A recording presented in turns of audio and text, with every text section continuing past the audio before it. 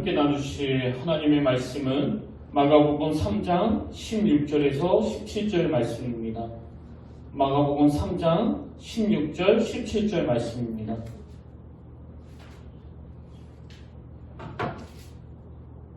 마가복음 3장 16절, 17절 말씀 우리 두 구절인데요.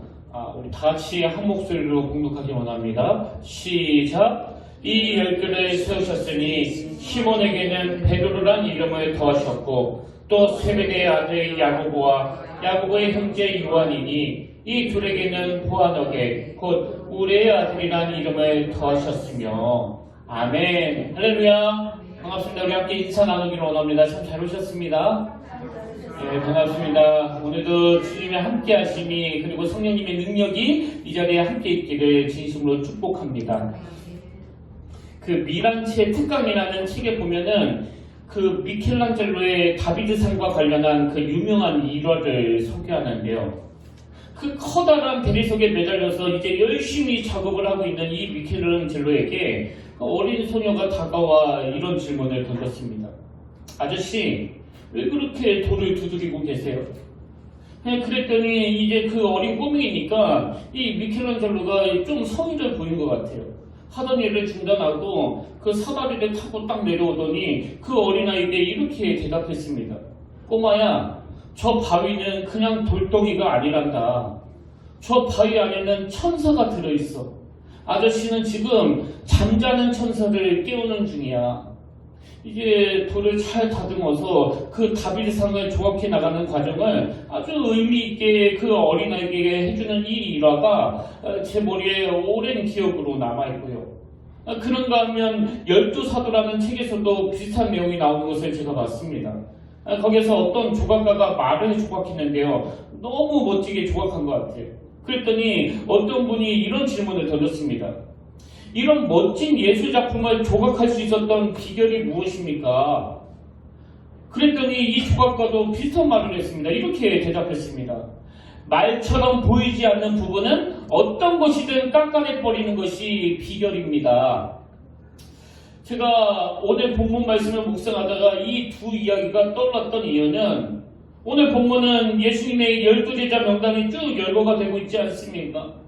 그런데 그런 멋진 말 조각상을 만들어서 또 다비드상을 만들어내는 그 예술가들처럼 주님께서는 너무나 다듬어지지 않은 그 준비도 안 된 평범한 12명의 제자를 불러 모으셔서 너무나 위대한 사도로 만들어 가시는 겁니다. 그래서 제가 오늘 설교 제목을 그 초등학교 학생들에게 말했었던 설교 제목 같은데요. 조각가이신 예수님. 좀 유치하지만 제가 이렇게 정했습니다. 오늘 살펴보게 될 야고보와 이 요한 형제에 대해서도 바로 이런 관점으로 볼 수가 있는데요. 자, 오늘 본문 마가복음 3장 17절을 보십시오.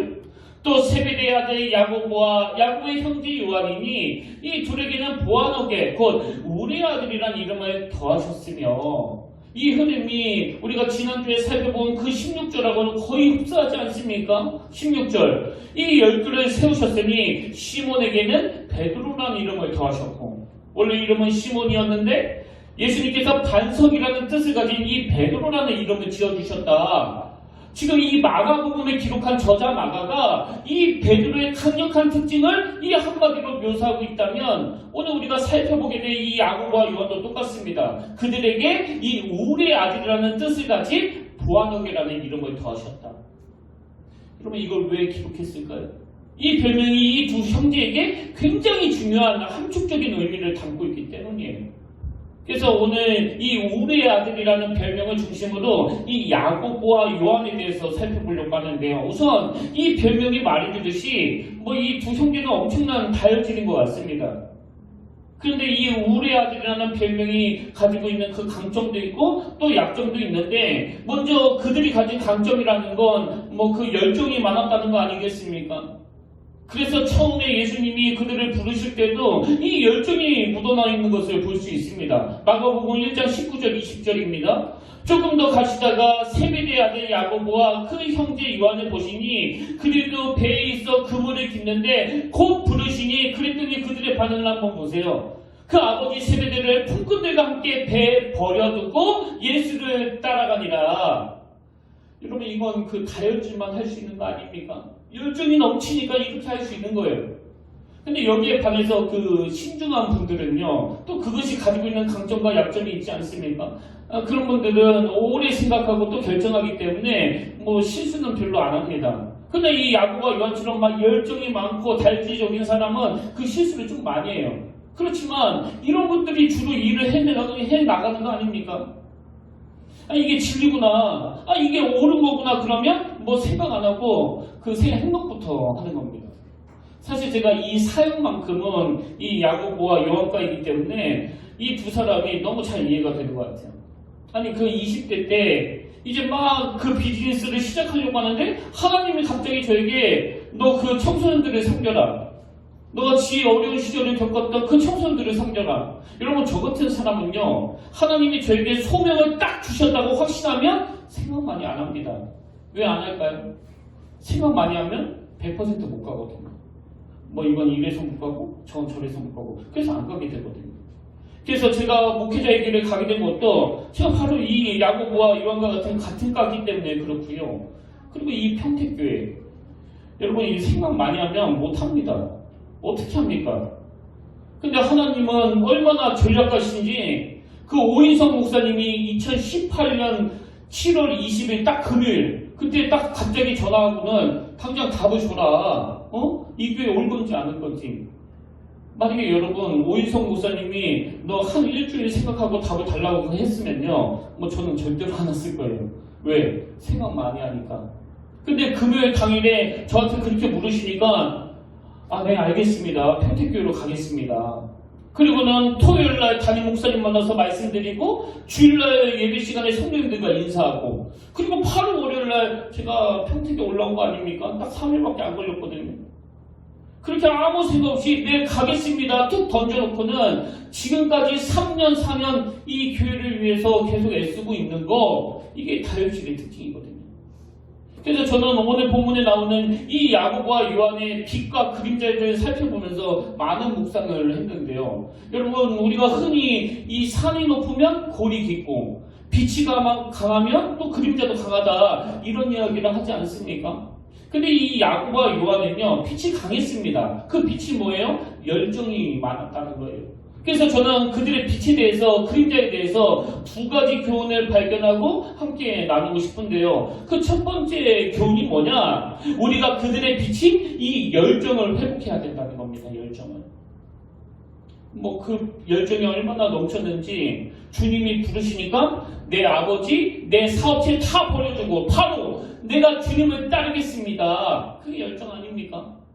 여러분 뭐 집에 가서 제가 한번 생각해보고 결정하겠습니다. 그게 아니에요. 그럼 뭐 100% 못 갑니다. 예전에 그 남문희 목사님이 우리 부교육자들에게 동종 해주는 이야기가 있었는데요. 나중에 담임 목사 돼가지고는 실수하면 안 된다.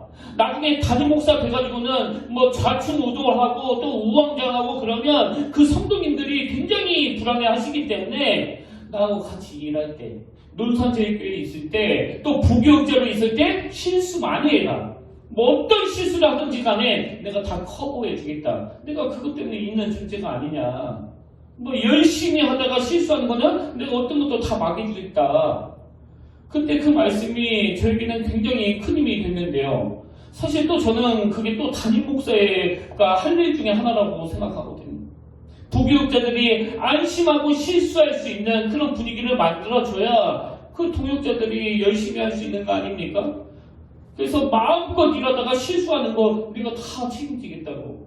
근데 여러분 아무리 담임 목사가 그런 마음을 가지고 있다고 하더라도요 절대로 도울 수 없는 못 도와주는 교육자가 있는데요. 그건 안 움직이는 사람이에요.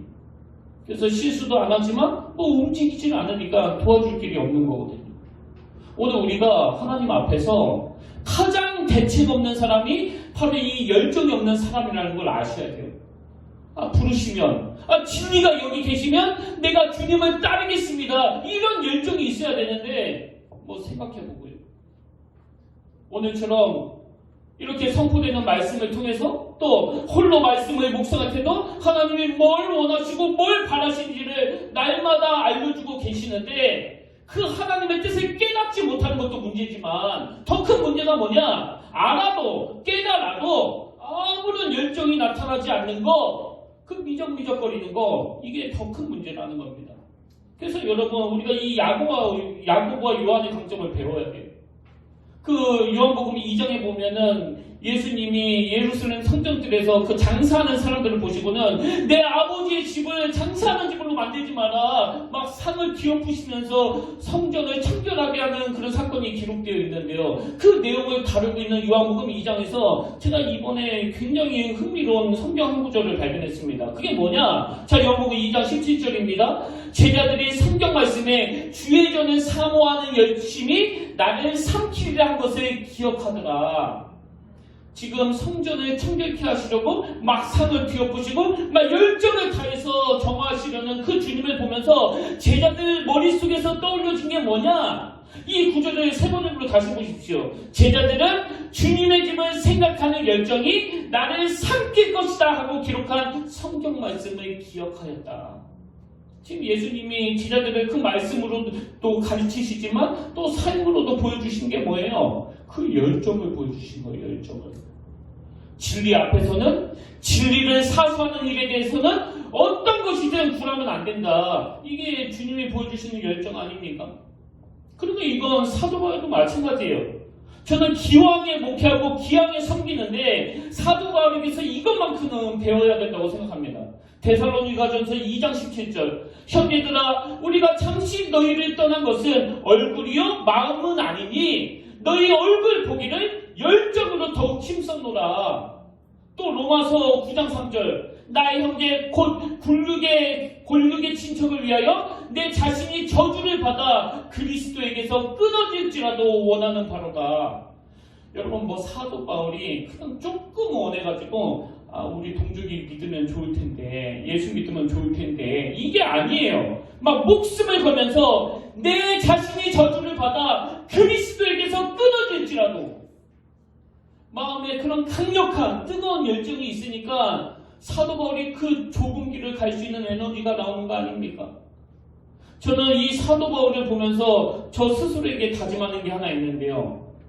그 매스컴에서 목사들의 타락 소식이 막 들려질 때마다 한때는 제가 스스로 무슨 경고를 많이 했는가 하면, 이런 성적인 죄나 공금횡령 같은 그런 도덕적인 죄는 너를 급격하게 몰락시키기 때문에 어떤 경우를 해도 그 긴장을 놓치면 안 된다. 이런 경고를 제가 많이 했었는데요. 요즘에는 제가 저에게 뭘 경고하는가 하면, 그런 성적인 죄, 도덕적인 죄는 너를 급격하게 몰락시키지만 열정 없이 목회하는 죄는 너를 천천히 죽일 것이다.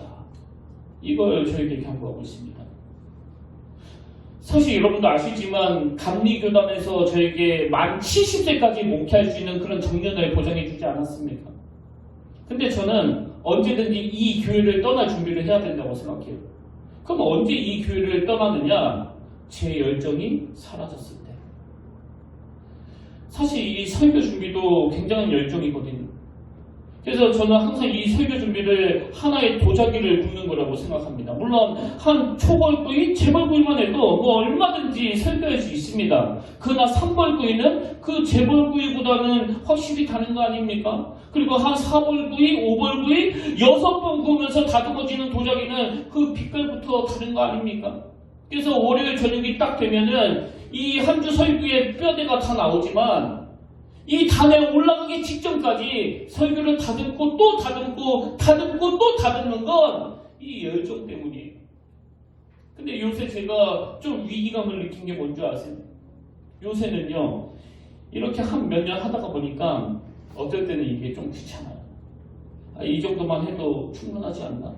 이렇게만 해도 문제가 없을 것 같은데 이제 또 이런 증상이 나타나는 거죠. 몇 년 하다가 보니까. 그래서 제 마음에 이런 갈등이 있을 때마다 저에게 다짐하는 말이 있습니다. 그게 그렇게 귀찮으면 아예 목회를 그만두지 왜? 그만두지도 않을 거면서 자꾸 엄살 부리지 마. 실제로 저한테 하는 이야기예요. 여러분, 우리가요, 무슨 성적인 죄를 짓고 또 무슨 도덕적인 죄를 짓고 이런 것들은 나를 급격하게 몰락시키는 일이지만 그 열정 없이 살아가는, 하루하루 아무 의미 없이 살아가는 이것은 나를 서서히 몰락시킨다는 걸 꼭 기억하셔야 됩니다. 하나님이 우리를 호흡이 타는 그날까지 꿈을 가지고 달려가도록 만드셨기 때문에 열정을 다해서 달려가는 그게 물론 다른 사람에게도 혜택이 있지만 그게 바로 나를 행복하게 만든다는 사실이에요. 오늘 여러분 본문에 나오는 이 야고보와 요한에게 있었던 그 열정을 성령님이 여러분 내면에 회복시켜 주시기를 원합니다. 그래서 아무리 나이가 들어도 세월이 아무리 흘러가도 나는 이 열정을 가지고 살아가겠노라고 다짐하고 또 실제적으로 그렇게 달려갈 때 거기에 하나님이 주시는 기쁨이 있을 줄로 믿습니다. 그런가 하면 두 번째로 이 야고보와 요한에게서 보여지는 그림자, 그 약점을 살펴보기를 원하는데요. 여러분 우리가 어떤 교훈을 얻어야 되느냐? 이 열정을 회복해야 된다는 것도 인식해야 되지만 두 번째, 다듬어지지 않는 이 열정의 위험성을 인식하셔야 된다는 겁니다. 이 야고보와 요한은 비록 열정이 넘쳤지만요, 풀이먹이도 그들의 열정은 다듬어지지 않은 열정이었습니다. 사실 이게 얼마나 위험한가 하냐면요. 자, 누가복음 9장 51절부터 한번 보십시오. 예수께서 승천하시 기약이 차감해 예루살렘을 향하여 올라가기로 굳게 결심하시고 사자들을 앞서 보내심에 그들이 가서 예수를 위하여 준비하려고 사마리아인의 한 마을에 들어갔더니 예수께서 예루살렘을 향하여 가시기 때문에 그들이 받아들이지 아니하는지라. 지금 이게 어떤 상황인가 하면 예수님 일행이 그 예루살렘을 향하여 가다가 잠시 쉬어가려고 이제 그 사마리안 촌에 그 사람을 보내서 알아보겠더니 그 마을 주민들이 뭐 예수님에 대해서 반감을 가지고 있는지 이 예수님에 대해서 그 마음을 열지 않고 막 의도적으로 방해하는 겁니다. 그래서 쉴 곳을 얻지 못하고 그 거절을 당하는 그런 상황인데요. 그런 상황에서 열정의 두 사나이, 이 야고보와 요한이 나타나서 뭐라고 이야기하느냐? 이 다듬어지지 않는 두 사람의 열정을 한번 보십시오. 누가복음 9장 54절. 제자 야고보와 요한이 이를 보고 이르되 주여 우리가 불을 명하여 하늘로부터 내려 저들을 멸하하기를 원하시나이까. 저는 이 구절을 읽으면서요, 정말 우리 하나님이 이 야고보와 요한같이 성격이 다혈질이 아니신 걸 내가 진짜 감사했습니다. 여러분 우리 하나님이 이 야고보와 요한같이 불같은 성격이었으면 아마 여기 반 이상은 다 벼락 맞아 죽었을 거예요. 이놈의 자식들 하면서 막 확확 막 예배 중에도 막 이렇게 하지 않겠습니까? 그런데 우리 하나님은 이런 미숙한 야고보와 요한같이 그 다혈질이 아니시기 때문에 또 끝까지 기다려주시고 오래 참아주시기 때문에 우리가 여기서 그나마 사람 구실하면서 살아가는 거 아닙니까? 어쨌든 지금 야고보와 요한은 열정이 너무 많았지만 그 열정이 다듬어지지 않고 그 열정이 정돈되지 않은 미숙한 열정이니까 이런 파괴적인 에너지가 나오는 거예요. 아니 어떻게 그만한 일로 불을 내려 이것들을 다 멸해버릴까요? 어떻게 이게 그러면 가능하겠냐는 겁니다. 그리고 또 아니나 다를까 그 내용 바로 앞에 나오는 누가복음 9장 49절에 보면은 요한의 미숙함이 그대로 드러납니다. 요한이 여쭤오되 주여 어떤 사람이 주의 이름으로 귀신을 내쫓는 것을 우리가 보고 우리와 함께 따르지 아니하므로 그만했나이다. 아니 여러분 예수님 이름으로 귀신을 내쫓는 이 귀한 일을 지금 누군가 하고 있는데 자기 일행이 아니라고 못하겠다는 거예요.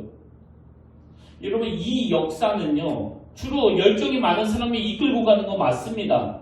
그러나 여러분 이 역사는요 이 열정이 많은데 이 요한처럼 미숙하고 편협한 사람 손에 붙들리면 온 나라가 다 몸살을 앓는 거 아닙니까? 그렇기 때문에 우리에게 이 한 시대를 움직이는 그런 열정도 필요하지만 그 열정은 주님 손에 통제가 되는 다스림을 받는 그런 성숙한 열정이어야 한다는 거예요. 그래서 저는 야고보와 요한의 이런 다듬어지지 않는 열정을 보면서 그런 열정이 왜 위험한가? 여러분 제가 종종 말씀드리잖아요. 이 통제되지 않는 열정은 칼집 없는 칼과 같은 거예요. 그래서 그런 열정이라면 뭐 차라리 없는 게 낫습니다. 그렇기 때문에 오늘 저와 여러분의 열정이 한 사회를 위해서도 그렇고 이 교회를 위해서도 가정을 위해서도 하나님 손에 통제가 되어야 돼요. 그래서 칼이 날카로울수록 열정이 많을수록 언제든지 통제가 될 수 있도록 그 칼집이 마련돼야 됩니다. 칼집이. 그런 의미에서 여러분 성령의 9가지 열매 맨 마지막 마무리가 뭔지 다 아시죠?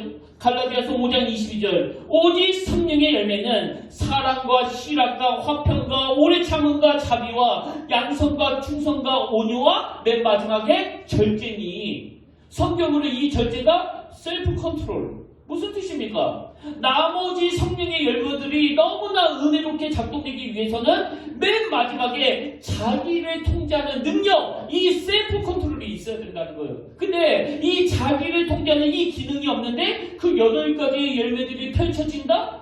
그건 교회를 굉장히 어지럽게 만들 위험이 있습니다. 그래서 우리는 항상 하나님, 내가 가진 이 열정은 주님 손에 붙들림 받는 열정이 되기를 원합니다. 그런가 하면 저는 이 야고보와 요한을 보면서 이 통제되지 않는 열정이 가진 위험을 하나 더 발견하는데요. 그게 뭐냐? 이 통제되지 않는 열정은 야망으로 변질될 위험이 있다는 거예요. 자, 야고보와 요한의 모습을 보십시오. 마가복음 10장 35절입니다. 세베대의 아들 야고보와 요한이 주께 나와 여쭤오되 선생님이여 무엇이든지 우리가 구하는 바를 우리에게 하여 주시기를 원하옵나이다. 이르시되 너희에게 무엇을 하여 주기를 원하느냐? 여쭤오되 주의 영광을 위해서 우리를 하나는 주의 우편에 하나는 좌편에 앉게 하여 주옵소서.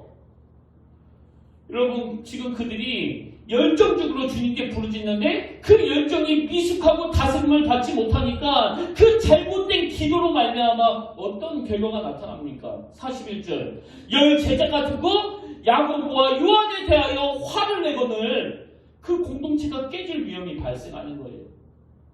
여러분 꼭 기억해야 됩니다. 그 열정이 주님에 의해 다스려지지 않으면 그것이 저급한 야망으로 변질될 위험이 있다는 것. 저는 목회자로서 이 위험을 너무나 잘 알아요. 그냥 교회를 위해서 온 정성을 다 바치고 이 목회에 막 열심을 그리고 인생을 다 걸었다고 하는 이런 분들을 뵈면 뭐 존경이 저절로 가지만 가끔씩 제가 그런 분들 중에 저거는 야망인데 저건 자기 영광을 위한 건데 그런 느낌을 받을 때마다 저는 저에게 이런 경고를 주는 거예요. 내 열정이 주님의 손에 다스림을 받지 않으면 저급한 야망으로 바뀔 위험이 있다. 여러분 제가 이 설교 준비를 위해 가지고 잠도 안 자고 막 열심히 준비했다. 그거 열정 맞습니다. 근데 그 열정이 내가 유명한 목사가 되어야지 내가 설교 제일 잘하는 목사가 되어야 말 거야. 이런 저급한 야망으로 변질될 위험이 있다는 거거든요. 그래서 우리의 열정이 타락하지 않으려면 항상 주님의 손에 통제를 받아야 된다는 거예요.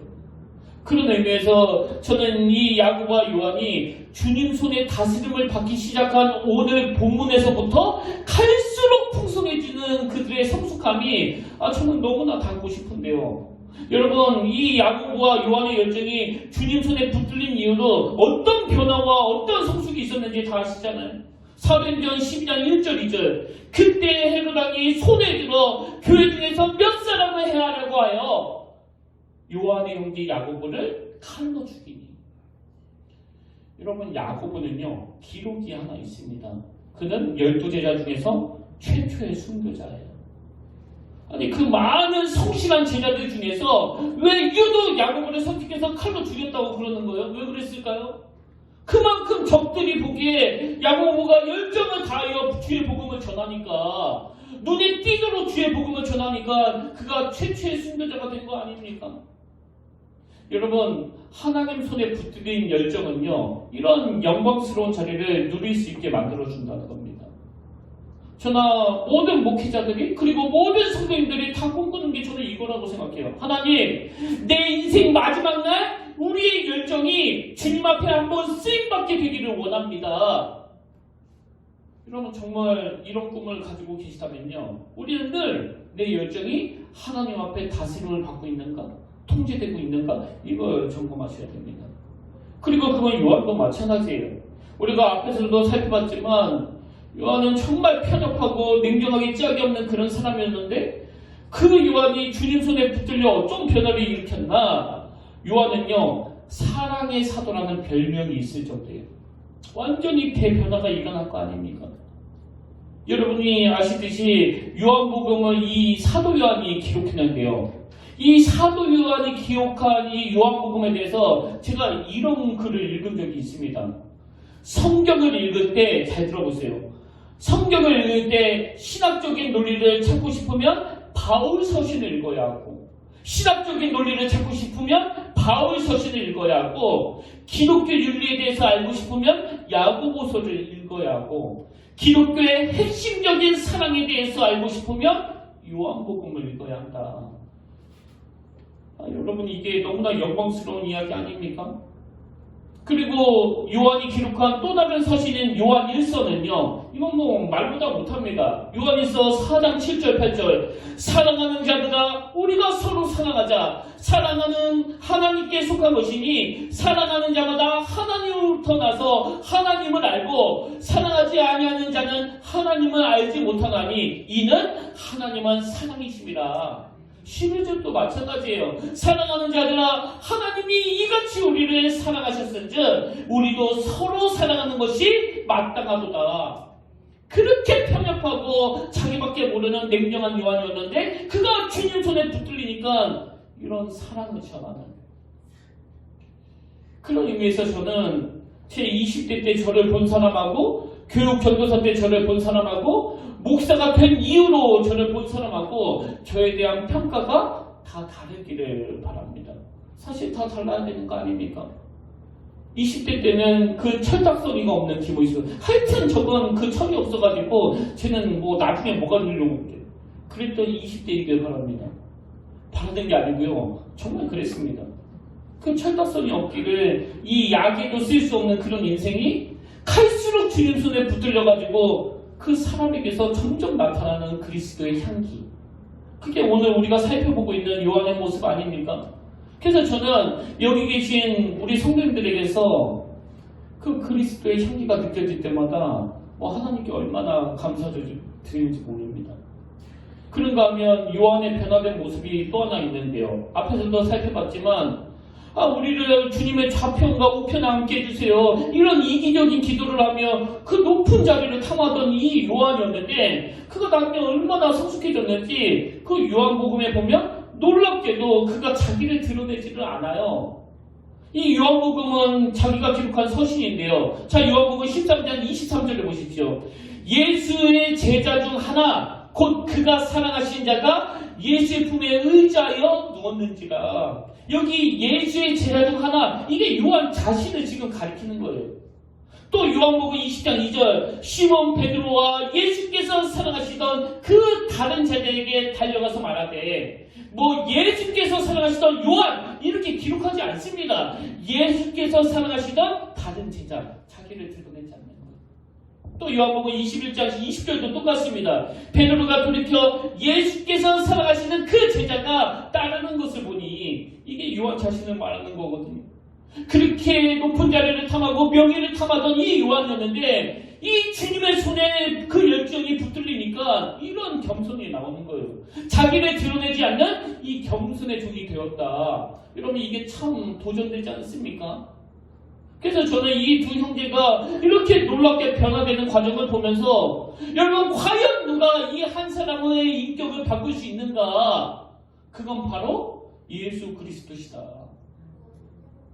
그래서 제가 이번 한 주간 동안에 이렇게 인생을 변화시키시는 예수님을 묵상하면서 예수님의 두 가지 특징을 찾아내고 마음이 굉장히 뜨거워졌는데요. 여러분, 우리 예수님은 어떤 분이시냐? 첫째, 예수님은 강점으로 일하시는 분이시다. 둘째, 예수님은 약점을 가져서 교정해 주시는 분이시다.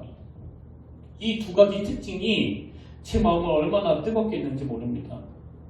여러분, 베드로, 야고보, 요한, 이 세 사람의 공통점이 다혈질인 건 다 아시죠? 베드로, 야고보, 요한.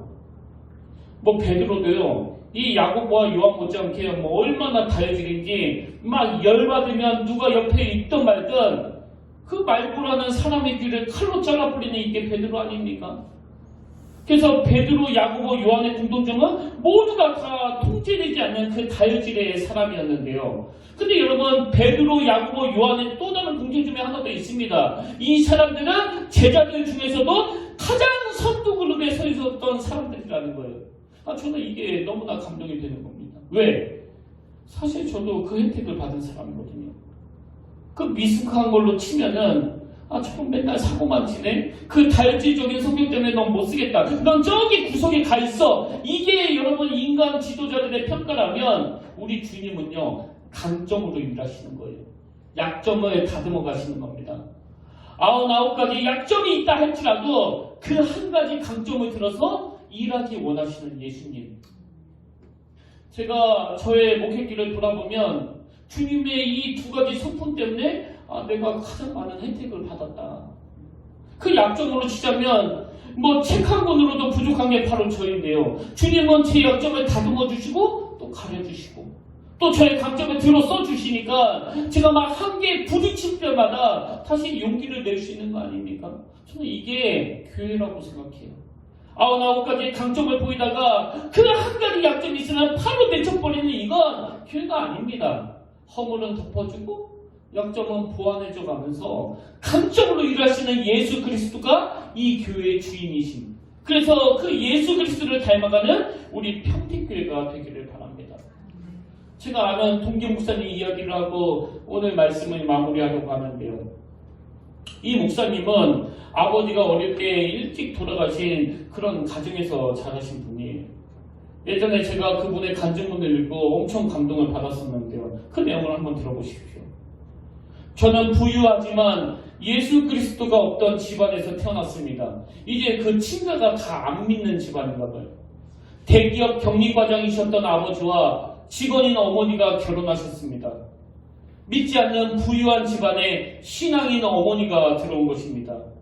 유일한 버팀목이던 아버지는 결혼 3년 만에 저와 같은 남동생을 두고 돌아가셨습니다.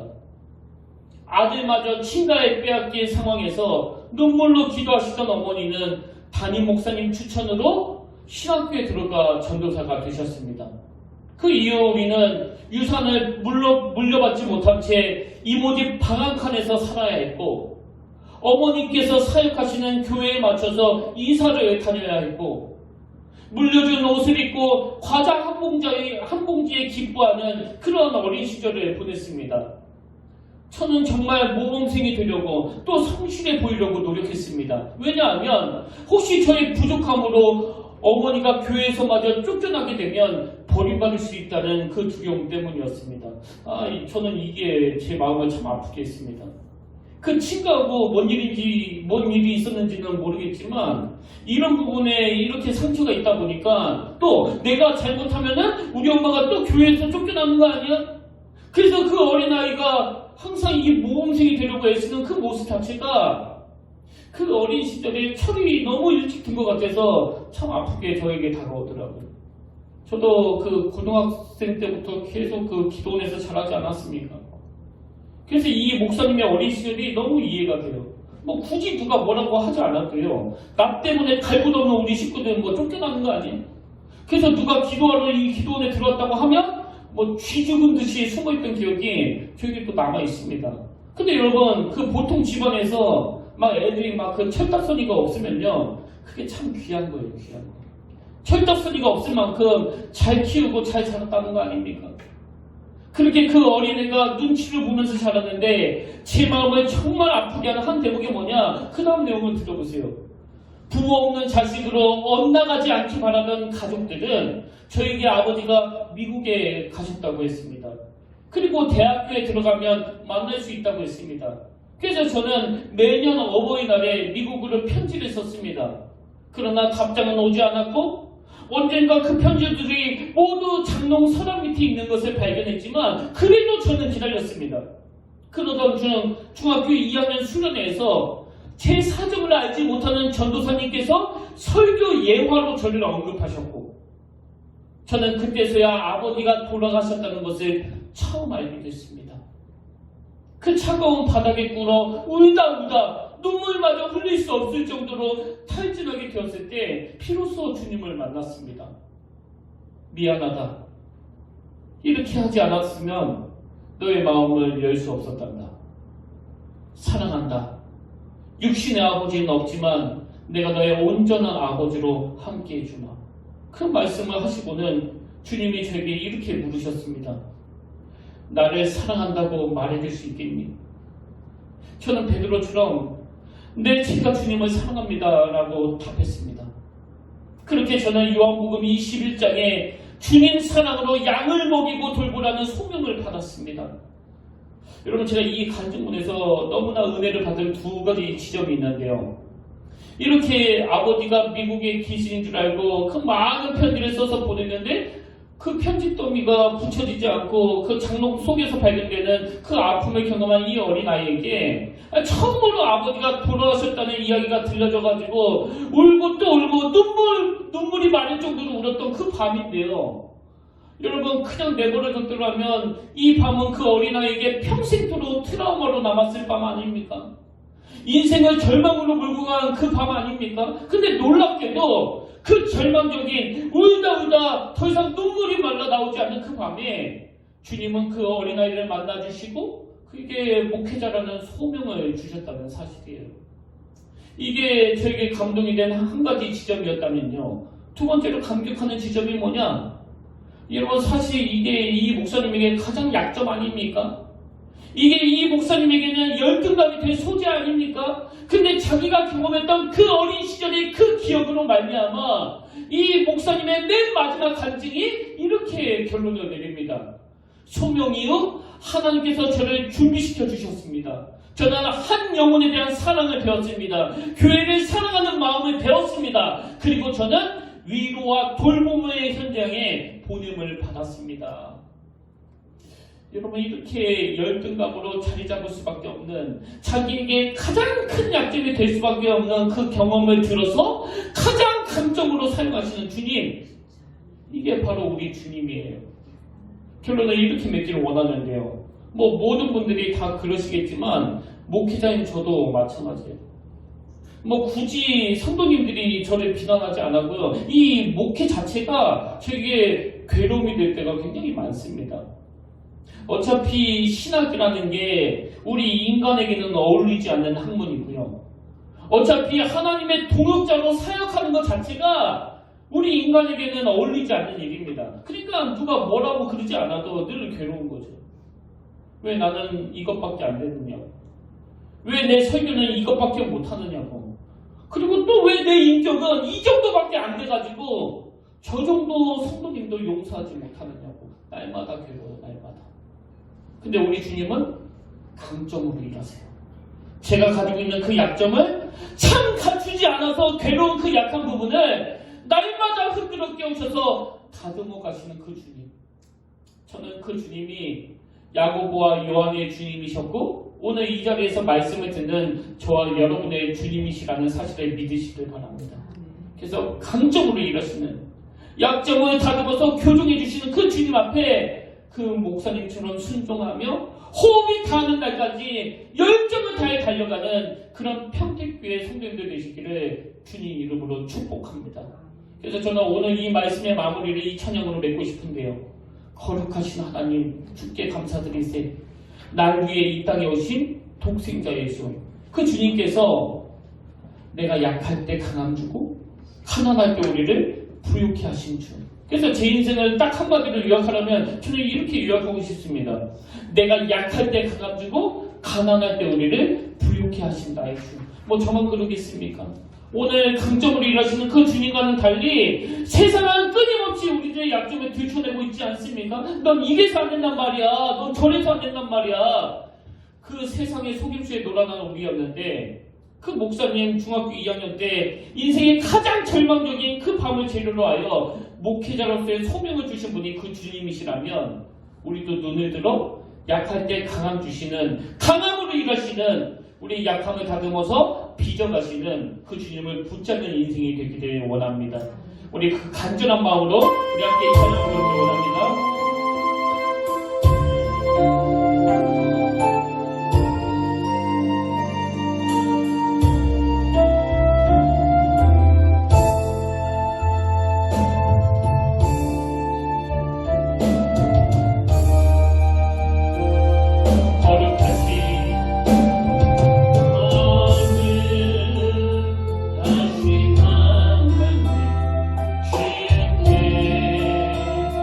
I'm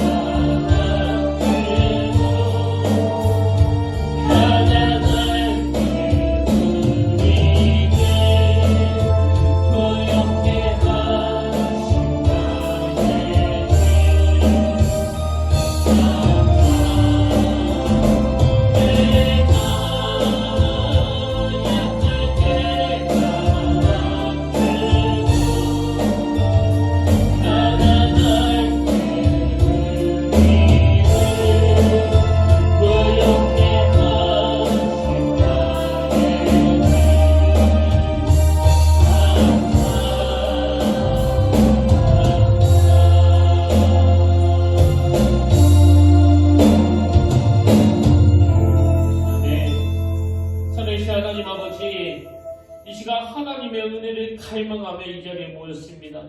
오늘 예배를 통해서 온전한 인격의 변화를 가져다 주시는 그 주님을 우리가 만나고 또 경험하기를 원합니다. 오늘 어린아이처럼 그 자격 없는 자에게 그저 오라고 불러주신 주님, 나를 잡아주시고 나를 도와주시고 그 강한 손으로 붙잡아 주시는 그 하나님을 우리가 맛보게 하여 주시옵소서.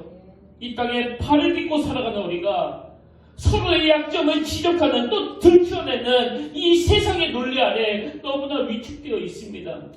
우리 자신이 그 굴레 아래 묶여있고 또 매여 있습니다. 그러나 오늘 강점으로 일하시는 그 주님의 손길로 99가지 약점 가운데 우리에게 한 가지 강점이 있다면 하나님은 바로 그 한 가지 강점으로 일하신다는 걸 우리가 경험하게 하여 주시옵소서.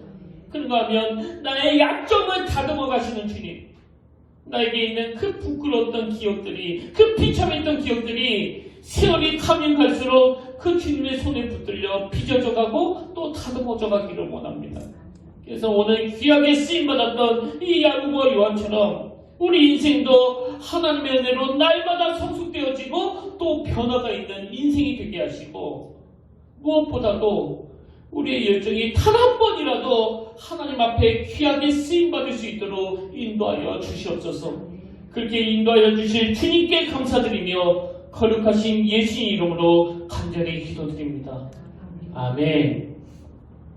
이제 우리 다 자리에서 일어나셔서 우리 파송찬양 우리 찬양 함께 불러보길 원하는데, 아까 불렀던 그 찬양입니다.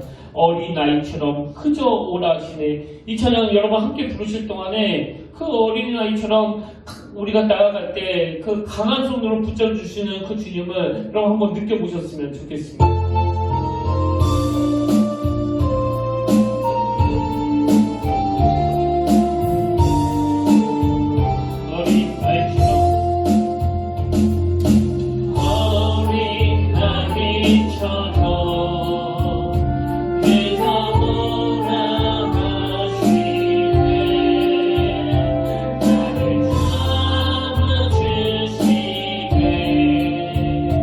주의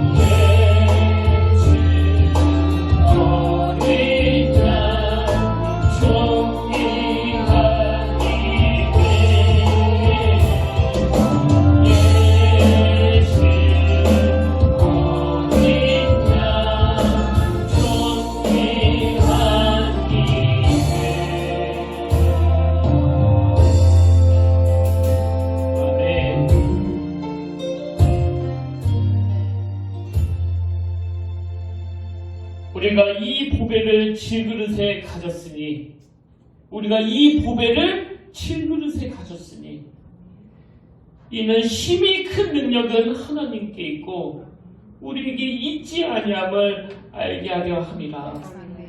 하나님 이 귀하신 보배 되신 주님이 내 안에 계시기에 이렇게 약점투성인 제가 그럼에도 강점으로 일하시는 주님 손에 붙들릴 수 있게 되었고 이 약점을 점점 다듬어 빚어가시며 심지어는 가장 치명적인 약점이 그 주님 앞에서 가장 겸손한 도구로 쓰여지는 이런 신비로운 은혜를 누리게 하시니 감사를 드립니다.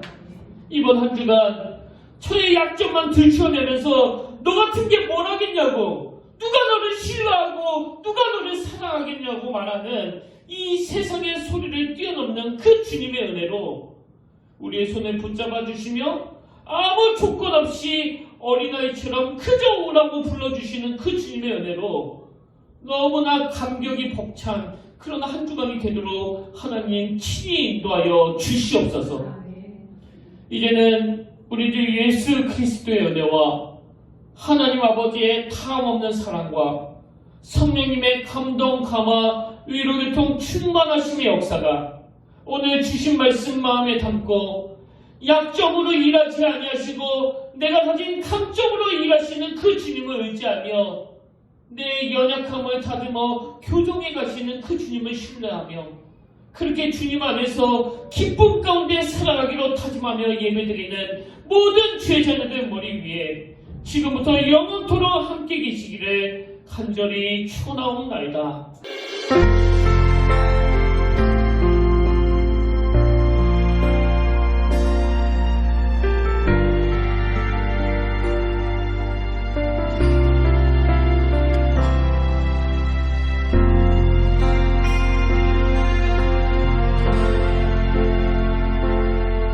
지금 서 있는 이곳에서 높임을 받으소서. 내가 밟는 땅 주님의 땅이니